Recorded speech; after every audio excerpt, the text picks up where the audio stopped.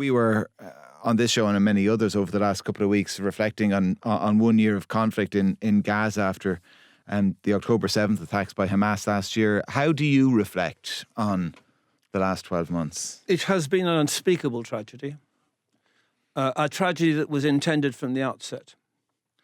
Sinha, the leader of Hamas, planned this. He understands the Israeli mentality very clearly. He was in Israeli jail for over 20 years.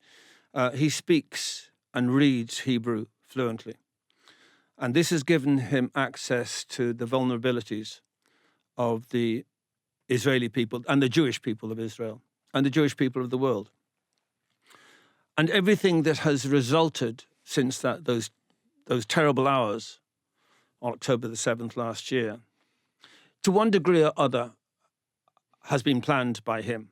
He expected the Israeli response to the massacre of 1,200 people, the rape of women, the abduction of hundreds of young revelers at the rave. He expected it to be savage. It wasn't as savage as he perhaps was hoping for. It's been terrible to watch, unspeakable to watch for anyone who supports Israel, as I do. It's been painful because I know that Israeli soldiers and Israeli airmen are killing Palestinians who have nothing to do with the attacks, killing children who had nothing to do with the attacks and could not possibly have done anything to do with the attacks. But this is what Sinwar intended. No state in the world would have tolerated the attack that occurred on October the 7th. No state in the world would have done. People have compared it to 9/11. It's much bigger than 9/11 in terms of relative populations. If America on 9/11 had lost 36,000 people, that would explain how the Israelis feel about this. And no one was raped on 9/11, and no one was abducted. And Sinwar knows all about abduction. He knows all about hostage taking because he was imprisoned for killing 2 Israeli soldiers and 3 alleged Palestinian informers. He strangled 2 of them, and he buried a 3rd alive. And he was freed after an Israeli soldier was captured. 1,000 Palestinian prisoners were released in exchange for that single soldier. And he knows how desperately the Israelis feel about hostages. So he has used the hostages as bargaining chips, and he has surrounded them almost certainly. He has used them as a protective barrier. I misspoke there when I said he surrounded them. There's no question that Hamas fighters are being protected by Israeli hostages. So if they go after Hamas fighters, they'll kill Israeli hostages. Quite clearly, the defense ministry and everyone involved with the defense and the protection of Israel on that day, those terrible few days, was off guard. But that's a different issue. This was intended by Sinwar. He's a very, very clever man. When he was in jail, he had a brain tumor, diagnosed by his dentist, and a Jewish dentist, and Israeli surgeons operated on his brain tumor and saved his life. This is the man who organized October the 7th. There's an argument as well that it was intended as much by the Israelis as by him, by some of the Israelis. Where does that? Well, no, as in, it's just I said that argument exists. In my view, it's not an argument that I've heard before, and I would need to hear it represented before I would answer it. It's a hypothetical argument. The argument was such that such was the cataclysmic failure of Israeli intelligence that it couldn't be explained but by intention on October 7th, in the lead up to October 7th. Israelis are not obsessed with the death wish. They didn't know, nobody knew how successful this operation would be. It might have been even more successful. I mean, it's successful in 2 different ways. It revealed to the world the dedication of the Hamas fighters. Over 1,000 of them were killed. They knew that they would probably die on this operation. So this is a suicide cult. You know, Hamas has had 20 years in uncontrolled, undiluted power over the people of Gaza. Gaza is nothing. It's from Dunleary to Wicklow Town. That's the length of Gaza, and it's about 8 miles deep. They've had complete control over communications, over food and drink, over what children read and write. And he has brainwashed, he and his supporters have brainwashed the young women and men of Gaza, so to the point where 1,000 of them could go to their almost certain death a year ago, for no other purpose than hatred.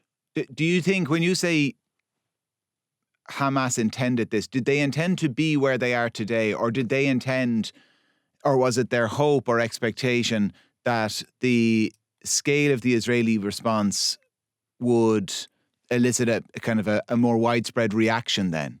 Did they imagine that you'd have I know we could talk if you want about kind of Hezbollah and Iran and everything, on that issue, but did they think everybody else that would be, that they would be directly involved by now?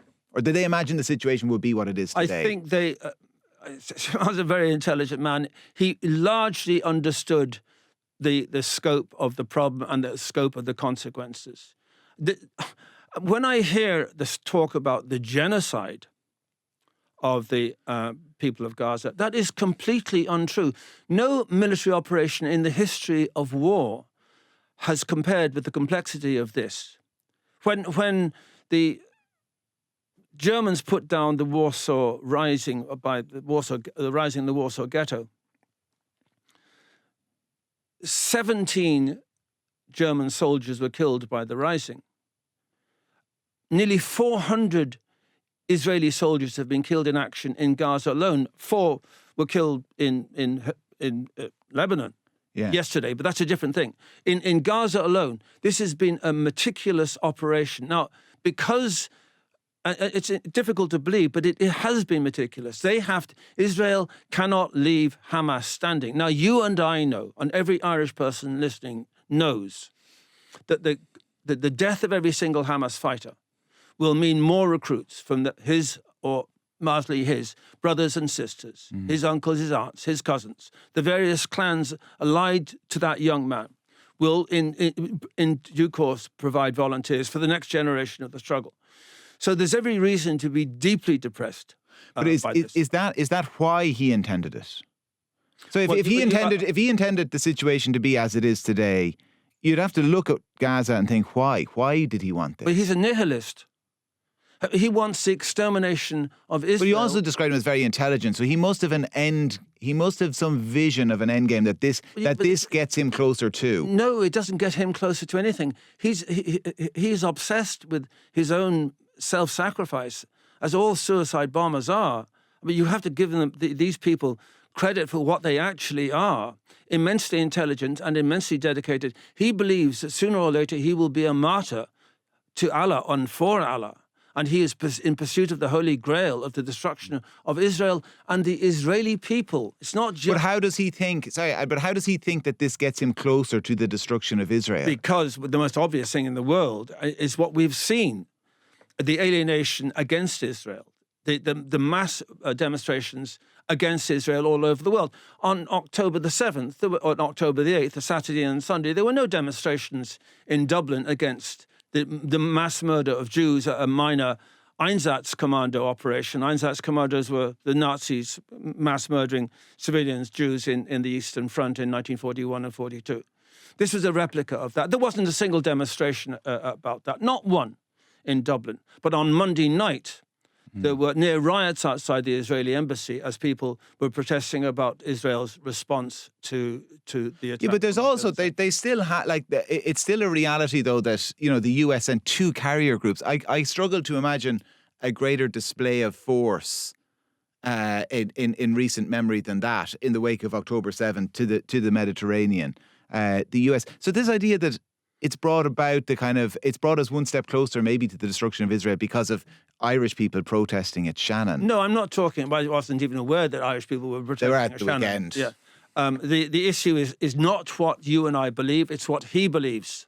Okay, sorry. That's the issue. He believes that this is a a holy war, a justified war, and he will fight it by any means necessary. He probably didn't see, and I didn't foresee, the deployment of American carrier groups, but that's a measure of how seriously the Americans take this, because the issue is, for him, for Sinwar, is not just Gaza. His sponsor is Iran.